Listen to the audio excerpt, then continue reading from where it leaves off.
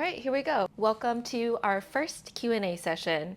So I'm going to answer all the questions that you guys had on Instagram, and I'm going to try to answer them as best as I can. Some of these questions I think need a whole video in itself to kind of answer, but I'll give you my initial thoughts. Let's see if I can go in the order that they came in. Okay, stainless steel versus chrome. I think that is, honestly, I don't feel a difference.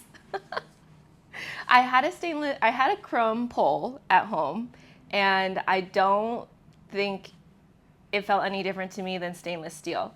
Every studio that I've ever gone to has had stainless steel, except for the ones in Australia, they use brass. Brass I see the biggest difference with, but stainless steel and chrome, like, I honestly don't feel a huge difference. They say that chrome is supposed to be stickier than stainless steel. Do I feel like that? It's minimal. Brass, however, definitely stickier if you are already sticky. So humid climates, sweaty people, brass is great for that. If you're in like a winter climate and it's dry, I don't think brass is great for that. Also, brass leaves like a smell and like a residue. So there's that. A lot of people are also allergic to brass, but if you want a beautiful gold pole, get a brass pole. How do I find time for flexibility, strength, pole choreos, etc.? Oh my God, I love this question. I want to make a whole video on this, but just to briefly talk about it, I want to ask you, how badly do you even want this? Okay, because like, if you want it badly enough, you'll make the time for this. You'll make the time for every single thing. But again, this is going to warrant an entire video, so come back to me on this question. It's a great question. I hear it all the time. How do you find time for everything? Before we get into that video, just ask yourself, how badly do you want this? How do you cultivate this level of movement when you don't feel as advanced or flexible? Again, this is such a good question, and I want to make a more in-depth video on it. Like, it's all about overcoming self-doubt.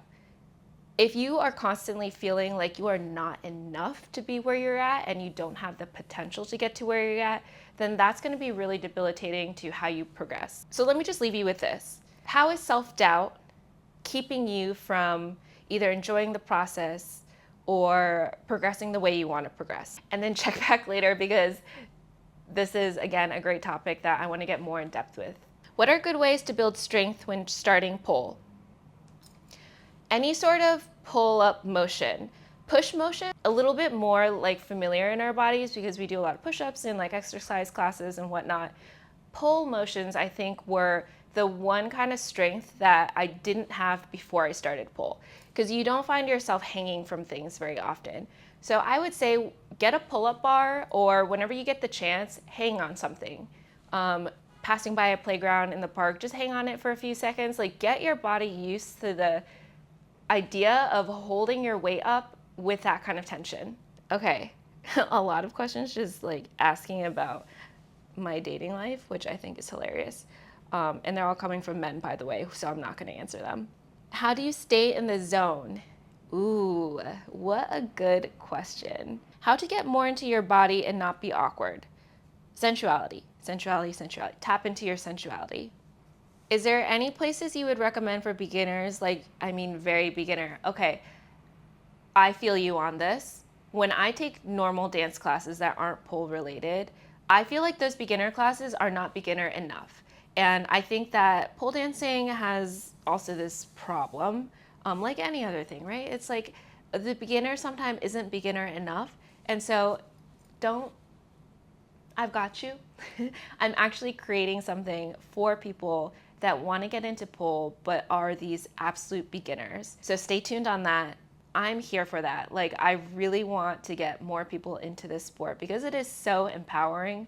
A big value of mine to be able to create something to get people to that place without, one, having a pole in their house or even having to take a pole dance class. So this is like your pre-pole thing. Hamstring pulled, still recommend to practice? No. Okay, I'm sorry, because I'm laughing only because that used to be me too. Like, I would just like work through injuries because I just wanted to pole dance all the time. And so if your hamstring is pulled, maybe work on something in your upper body and not your lower body if you feel like you still need to practice with an injury. How long have you been poling, and did you have a dance background? No, I did not have a dance background. Okay, I feel like I've said this not enough times, but I started with zero. Negative, more less than zero. I didn't have a dance background. I didn't play sports when I was growing up. I didn't do flexibility training, nothing. I was your token bench warmer. I would always finish last. I could not run to save my life. Could not catch a ball to save my life. None of those sports. None of the sports, no dancing, nothing. I actually had a dream when I was little that I took a bunch of ballet classes and I wrote a book about it, and my mom read it and she was like, "You never took ballet when you were younger." So I think I just always had it in my heart to be a dancer. But that's all to say, if I could do it, you can do it too. I've been pole dancing for a decade now. August was my 10-year anniversary. I have very strong sensual energy when I dance, but how do I not seem like a slut? Girl, I love this question. I would just like to say that slut, by my definition, is all about perception. So this has like heavy cultural connotations around it of like whether people deem it a derogative term or maybe even a compliment. Let's start with this, okay? What is your intention? Because let's say one person views your dancing, that person might be like, wow, that woman is so in her body, she's so empowered, she's so confident, she's so sensual. I wish I could be like her. Well, another person might look at the same thing and say, wow, she's way too risque. Why is she doing that? She's just like trying to get attention. I don't know if I can say that word on YouTube. It is really all about perception. And I would like to argue that whatever you put out, some people are going to perceive it one way, other people are going to perceive it another.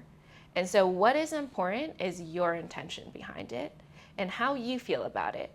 What stretches can I do to help myself with my lower back and hip tightness? Okay, for your lower back, Cobra is a really good go-to stretch. Hip tightness, I don't really understand what hip tightness means. There are so many different parts of your hip that can be tight and stretched different ways. So, I've got a lot of free stretching tutorials on YouTube, so maybe check out some of those. How can you train your legs as a dancer to get them to strength and lift up in standing splits, etc.? How can you train your leg? Okay, you can do it through years and years of training with a professional. That's how you can do it. I tend to stay in my comfort zone moves because I'm afraid of failing in front of others. Ooh, okay, great topic to talk about. That again, I want to make a more in-depth video about. Failing in front of others, I think, is the self-doubt. And overcoming that self-doubt is like such a critical part of like breaking through and having that quantum leap in pole dancing. So let's get back to this topic another time because I think it would be so helpful for everyone to learn more about this. But before we get there, I think one step you could take is to start to fail in small ways.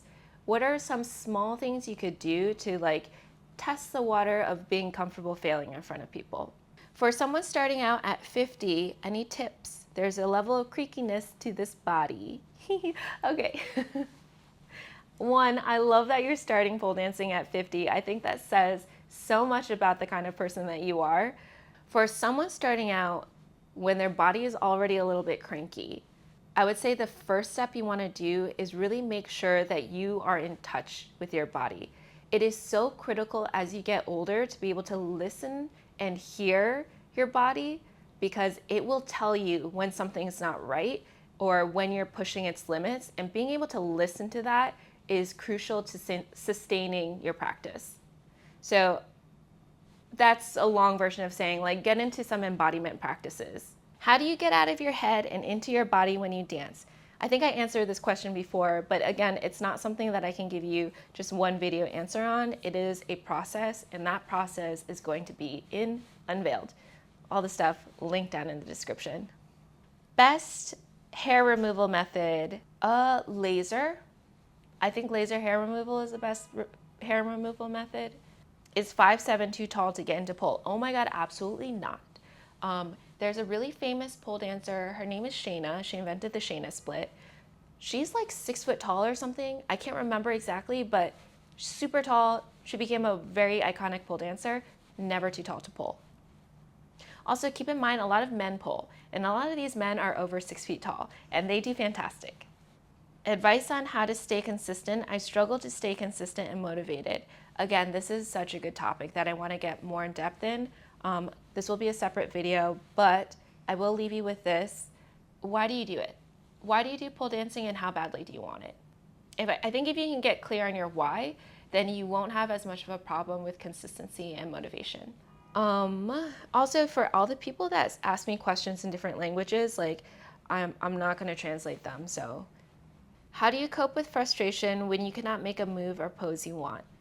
Ooh, I want to make a whole separate video on this because I hear this a lot, and I also went through this myself. When your desires seem so far out of reach and impossible to you, it's going to be really detrimental to how you go about your practice. So I think it's super important to kind of address this issue. So before I make that video, I'll just leave you with this. Pole is infinite, and there are so many things at every level. And I think sometimes we get so tunnel vision for something at like 10 levels above that we can't see all the possibilities that are available to us right now at our current level. This is something that comes with actually tapping into your sensuality, is being able to savor.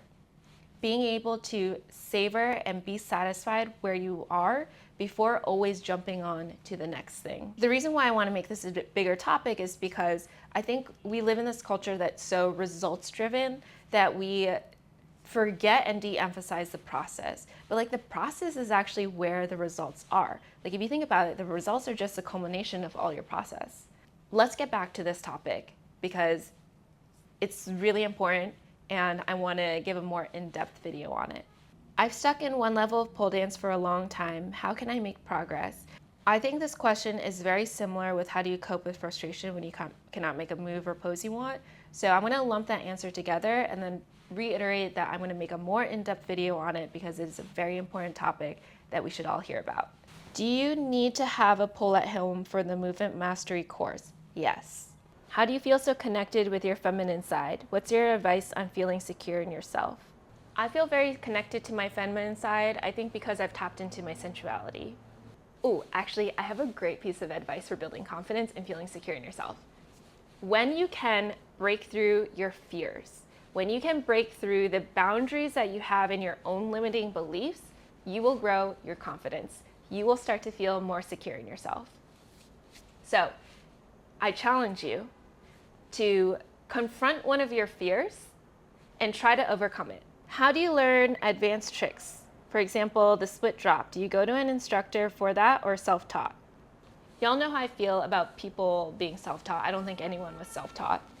And so I'm going to say yes, definitely go to an instructor, especially for difficult advanced tricks. You need somebody who's going to prevent you from injuring yourself or from building bad habits. I don't like people who actively try to be self-taught. Like, what are you trying to prove? And like, what money are you trying to save when it comes to your health and wellness? So I hope nobody ever tries to be self-taught when it comes to advanced tricks. Tips for getting started with pole dancing for a guy. So I don't think getting started with pole dancing should be any different whether you're a girl or a guy. However, I do know that with our culture nowadays, there are some connotations that prevent especially straight men from starting pole dancing. And I don't know if I'm qualified to give you tips for that as like a woman, but I will say that the pole dance community is so welcoming and would love to have anybody join from any sort of background. So don't be scared, don't be intimidated, we're a wonderful group of people.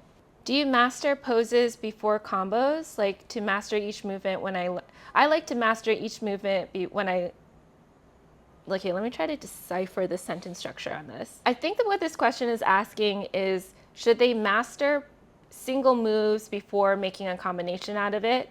And is that a good way to learn? Personal opinion, yes, I think that's a good way to learn. And it's kind of like this, like you have to build your foundations before you can build on the foundations. So really getting solid on your basics and your foundations are just going to make everything else easier. But I will caveat this, like I think I prefer when things are taught with a transition in and out. So for example, if you have a move, I think it's helpful for students to learn the transition into that move and the transition out of that move, so it never becomes just this one solo movement, so that you have a flow in your aerial tricks. Do you use knee pads, and if so, what's the best ones? Okay, so I filmed an answer to this question and then I realized it was way too controversial, so I'm refilming it. And here is my opinion on knee pads. Take it with a grain of salt, it's a personal opinion. I don't use knee pads. I don't like the way they look, and I don't like how inconvenient they are. And I think relying on knee pads too much, so wearing knee pads all the time, I saw that as detrimental to my own journey, and so I don't do knee pads. However, I will say I'll wear knee pads when the occasion calls for it. I think when people wear their knee pads too much, it builds your movement vocabulary around wearing knee pads. That's the first thing. So wearing knee pads too much, then you start to do moves that always like require knee pads. And the second thing is I think it starts to build muscle memory around having knee pads, having that protection on your knees, which would mean, at least for me, that I would start to do moves always thinking that I have my knees protected versus like starting to learn moves in a way where I would be soft and gentle on my knees. I personally prefer to just have my knees covered so I can slide versus having padding on my knees. So again, I will wear the knee pads if the occasion calls for it. For example, if I am doing somebody else's class and they have a lot of knee work, or if I'm going to be on my knees for a long period of time, or if I'm learning something new for the first time. But I think it's important, at least for me, that I didn't rely on knee pads.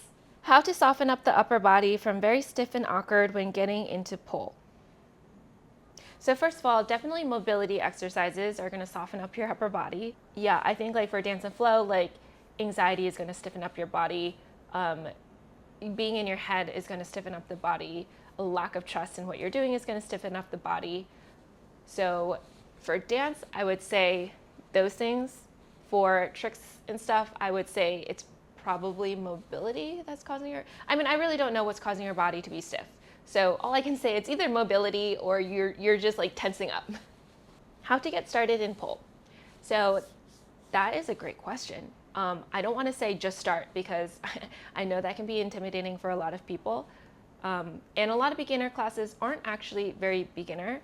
And so I'm actually working on solving that problem because I want to be able to bring how wonderful and transformative pole can be to a lot of people.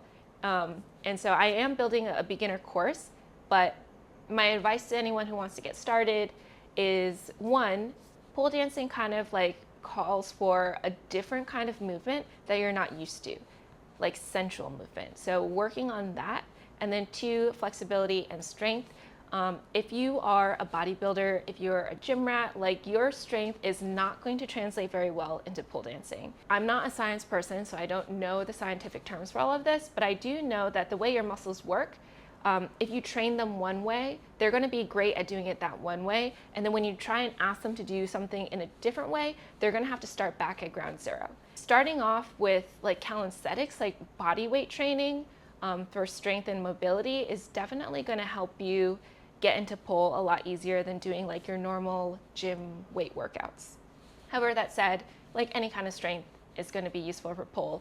Any kind of mobility is going to be useful for pole. And then sensual movement. If you want to be a sensual mover pole dancer, that will also be useful. If you want to be a trickster, like an Olympic kind of gymnast pole dancer, then maybe taking gymnastics would help. Okay, that is all the questions. I hope I got to all of them. If I didn't get to your question or I missed it somehow, or you still have more questions about my answer, put them in the comments below. You could also DM me on Instagram, but I will admit that sometimes I miss DMs on Instagram, whereas I usually always see the comments on YouTube. And yeah, I really enjoyed this. It was kind of like talking to my students, so definitely do more of these in the future.